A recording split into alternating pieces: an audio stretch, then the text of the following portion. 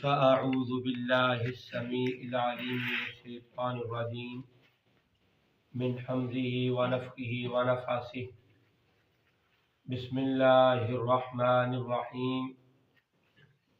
ويل لمن يحدث فيكذب ليضحك به القوم ويل له. وہ شخص تباہ و برباد ہو گیا جو لوگوں کو خوش کرنے کے لیے جھوٹ بولتا ہے، لوگوں کی خوشی حاصل کرنے کے لیے جھوٹ کا استعمال کرتا ہے، جھوٹ بولتا ہے، اس انسان کے لیے جہنم ہے، اس کے لیے جہنم ہے۔ ویل اللہ، یعنی نبی صلی اللہ علیہ وسلم نے 2 مرتبہ فرمایا اس انسان کے لیے ویل ہے، یعنی جہنم کے ایک گڑھے کا نام ویل ہے، اس انسان کے لیے جہنم ہے، ویل ہے، دوزخ کی آگ ہے۔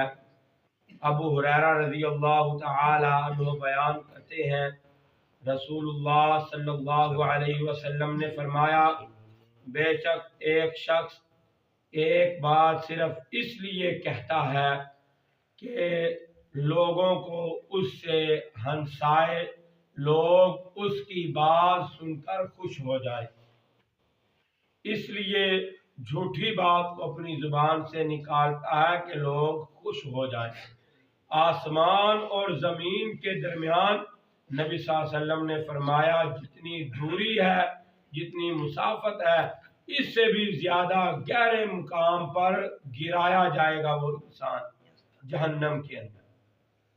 اور بے شک آدمی اپنے پاؤں کے پھسلنے سے اتنا نہیں گرتا جتنا اپنی زبان کی لغزش کی وجہ سے، زبان کے پھسلنے کی وجہ سے یا زبان کے جھوٹ بولنے کی وجہ سے جتنا زیادہ جہنم کے اندر جا دیتا ہے۔ یہ ایک بول ہی ہوتا ہے، جس بول کی وجہ سے، جس کلمے کی وجہ سے انسان یا تو جہنمی بن جاتا ہے یا پھر جنتی بن جاتا ہے۔ من آخر الکلام لا الہ الا اللہ دخل الجنہ، نبی صلی اللہ علیہ وسلم نے فرمایا جس انسان کا آخری کلمہ لا الہ الا اللہ ہو گیا وہ جنت کے اندر داخل ہو گیا۔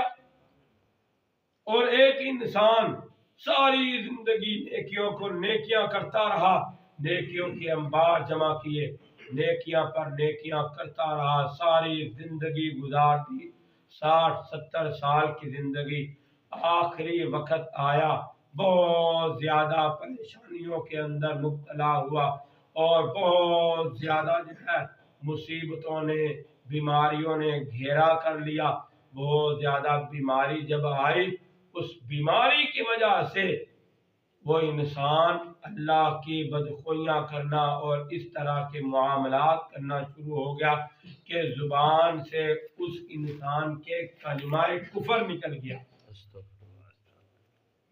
ایک کلمہ، کفریہ کلمہ اپنی زبان سے نکال دیا، ساری زندگی کی نیکیاں برباد ہو گئی، وہ انسان ہمیشہ کے لیے جہنمی ہو گیا۔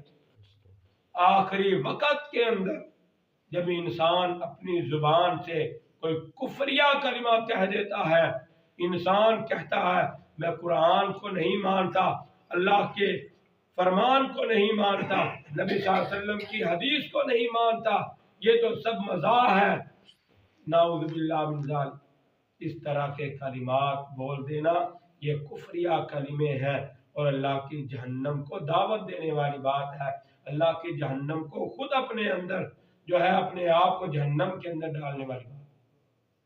اس لیے میرے بھائیوں، آخری وقت اللہ ہم سب کے نصیبے کے اندر کلمہ توحید فرما دے، آخری ہماری بات ہو اور ہماری زبانوں پر کلمہ توحید جاری ہو، لا الہ الا اللہ جاری ہو۔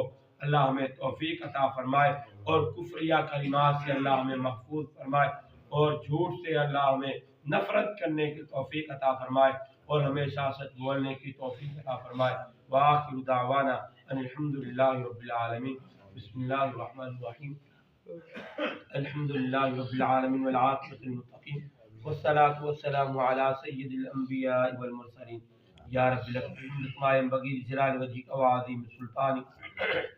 اذهب الباس رب الناس واشف انت الشافي لا شفاء الا شفاءك شفاء لا يغادر سقما اللهم اشفنا فانك خير الشافين اللهم اشف مرضنا ومرضى المسلمين اللهم ارزقنا فانك خير الرازقين۔